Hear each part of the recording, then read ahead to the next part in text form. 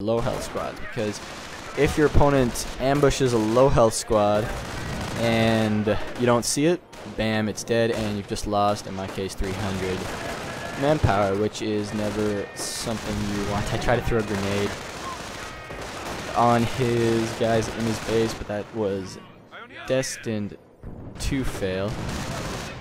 So right now I'm not really focused too much on teching up. I know he hasn't built any more Shermans after the one Sherman he built. This indicates to me that he is either switching up his tech and he's going to back tech to a weapon support center. And the wow right there, I'm not sure if the video caught it, but my Shrek, when I was shooting at the, it was either a rifle squad or that medic right there. One of the Shreks flew wildly and actually hit a mine that was on the ground and blew up one of his mines, which is funny. Made me laugh.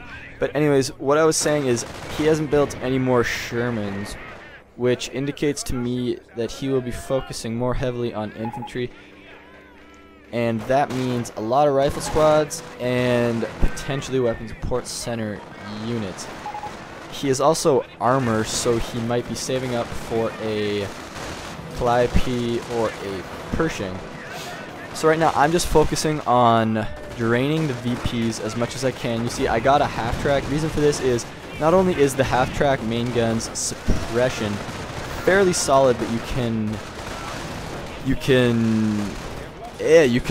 reinforce your squads in the field, which is great. A Grenadier squad evaporated in that blob of rifles right there, which is unfortunate for me, and a little bit of poor play on my part. But anyways, I do have a solid hold on the left hand side, a fairly solid hold on at least the one VP that I really do need to hold at this point in the game. And what I'm going to do right now is, I know he just mass retreated, or I assume he mass retreated most of his riflemen, and I have the munitions for a fire scar. So I am going to run into the base, see what he has, and drop it on a tech building, which in this case is going to be his triage, and I'm going to hope that it also catches some riflemen as well. I actually don't think it did anything, but I can't remember because I didn't look at it. And it actually doesn't even kill the triage center, which is unfortunate. And so I'm just going to run away. That Gren has extremely low health, so I will be popping health packs on it once I get into friendly territory. I'm also getting a mortar because late game on Angleville is extremely static. It's a fight for VPs, especially in this situation where we had both lost so much, and it was really a race to see who could rebuild the fastest while at the same time retaining map control and not losing every single man in their armies. What I tried to do right there was cancel my mortar because I looked at my CP counter and I realized that I am very close to a King Tiger. I'm about a quarter of a CP away. Actually, after this engagement, I probably will be all the way. I actually let him, oh no, he throws a grenade that does not do much damage. I think I'm going to actually let him sticky me right now. Drop him propaganda right there in order to slow him down and do a bit more damage, which actually ended up working out quite well. Propaganda is best used in these chokes where your opponent really has to funnel through one area because the radius isn't really that great, making it extremely difficult. Ooh, lost another Grand Squad. But it makes it extremely difficult to use effectively because it's expensive. I mean, it's not that expensive, but it's expensive for a squad that relies so heavily on, or not a squad, a faction that relies so heavily on munitions-based abilities. The Wehrmacht faction needs as much munitions as possible. Munitions are what allow them to fend off early game flanks, early game vehicle rushes, late game tank rushes, all that stuff. Really need as much munitions as possible as a Wehrmacht player. Rocky shooting medics, which was cruel of him. Of course, I'm going to shoot a medic right now, so I guess I'm going to be hypocritical.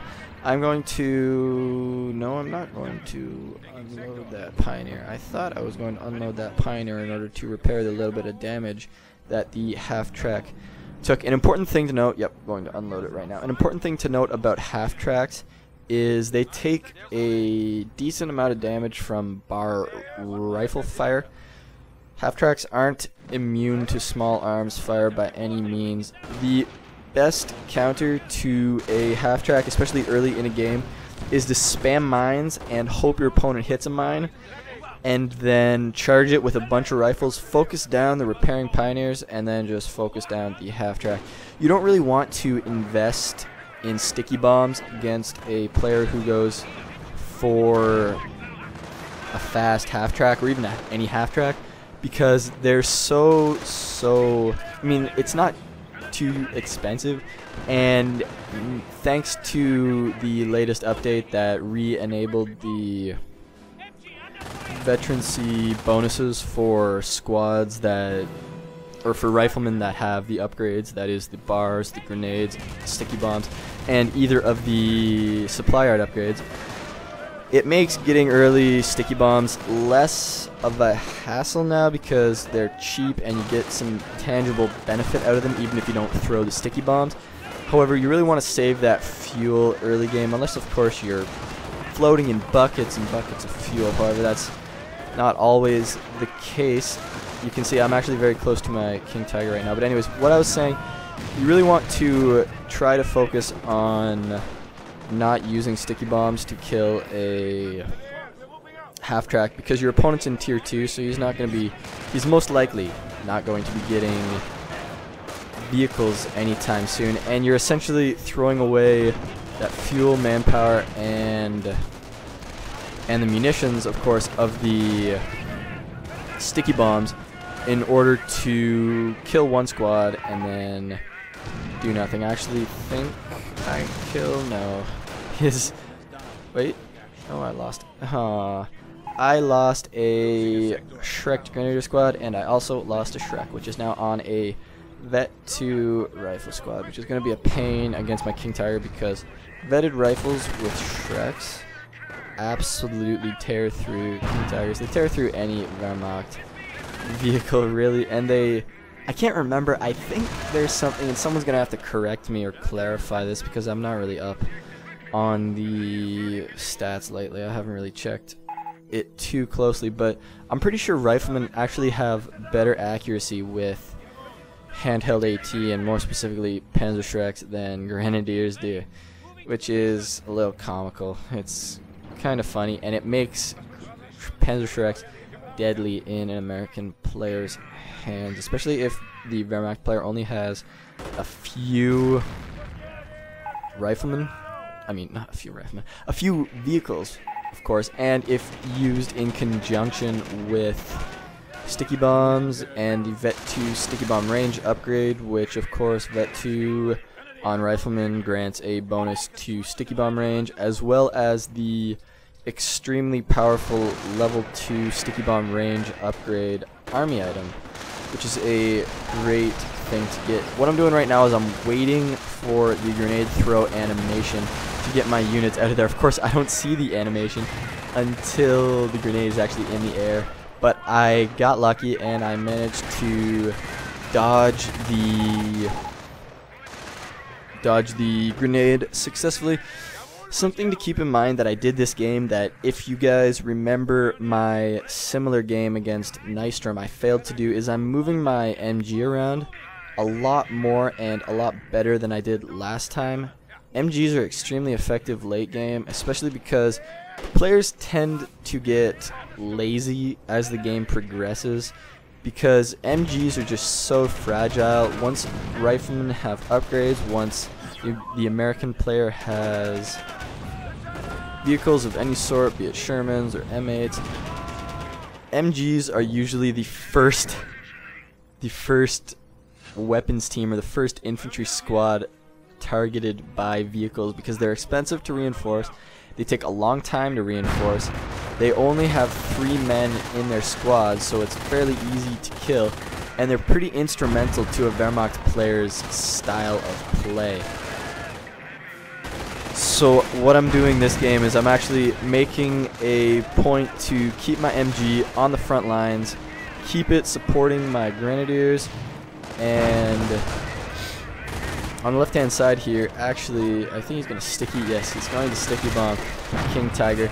Usually it isn't worth spending the 35 munitions on a sticky bomb if you can't actually kill the unit, the tank, the vehicle that you're stickying. And the reason for this is sticky bombs are expensive and it's fairly easy to repair. I'm actually going to lose my half track, I think. And if I don't lose it, yeah, I'm going to lose it. Who am I kidding? Missed micro there and actually got it sticky, which is something you never want to do. Anyways, what I was saying about sticky bombs, you don't want to use a sticky bomb unless you're sure you can kill the vehicle you're stickying, and the reason for this is it's pretty easy for your opponent to repair a vehicle that's been sticky bombed. All they have to do is back up a little bit, send a pioneer to repair it, and that's all she wrote. Of course, in the case of the King Tiger has so much health and it moves so slowly already that if you can sticky bomb it, first of all, you'll slow down its health you'll slow down its speed considerably.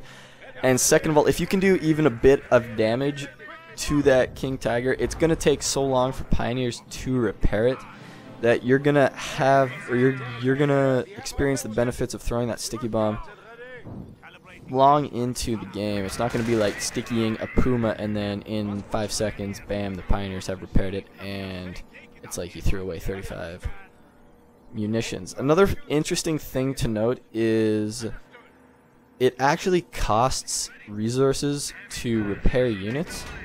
This is something